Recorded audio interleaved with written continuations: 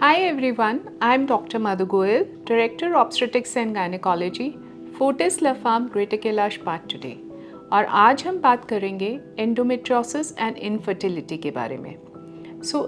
Uterus में एक lining present होती है जिसको हम एंडोमेट्रियम कहते हैं। जब इस जैसा टिश्यू आपकी यूट्रस के बाहर मिलता है, या तो यूट्राइन वॉल में मिलता है, ट्यूब में मिलता है, ओवरी में मिलता है, या जो पीछे सराउंडिंग पेरिटोनियम होती है उसमें मिलता है, तो उसको हम एंडोमेट्रियोसिस कहते हैं। एंडोमेट्रियोसिस में ये टिश्यू कहीं भी मिल सकता है, आपके लिवर में, इंटेस्टीन में, लंग में, ब्रेन में। एंडोमेट्रियोसिस के पेशेंट्स ज़्यादातर बहुत सिवियर पेल्विक पेन या पीरियड पेन की तरह से आते हैं, but about 50% of these patients also have fertility problem. या जब पेशेंट आते हैं, फर्टिलिटी नहीं होती है, प्रेगनेंसी नहीं होती है, तो हम डायग्नोज करते हैं कि एंडोमेट्रियोसिस हो सकता है।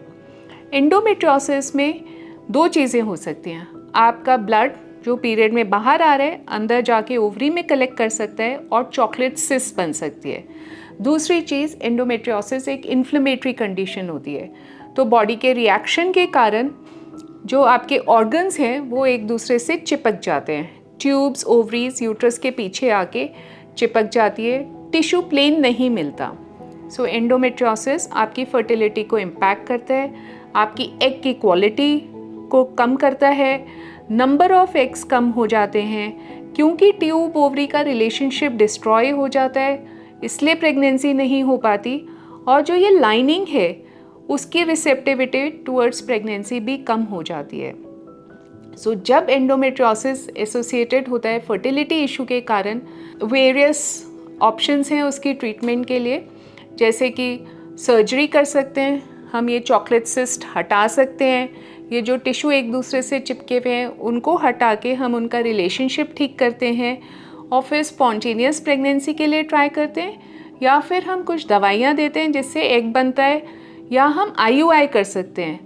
IUI में हम आपको मेडिसिन्स देते हैं, उससे एग बनाते हैं और अप्रोप्रिएट टाइम में सीमन लेकर उसको ठीक करके हम आपकी यूट्राइन कैविटी में डालते हैं। या फिर अगर सीवियर एंडोमेट्रियोसिस है तो हम IVF करते हैं।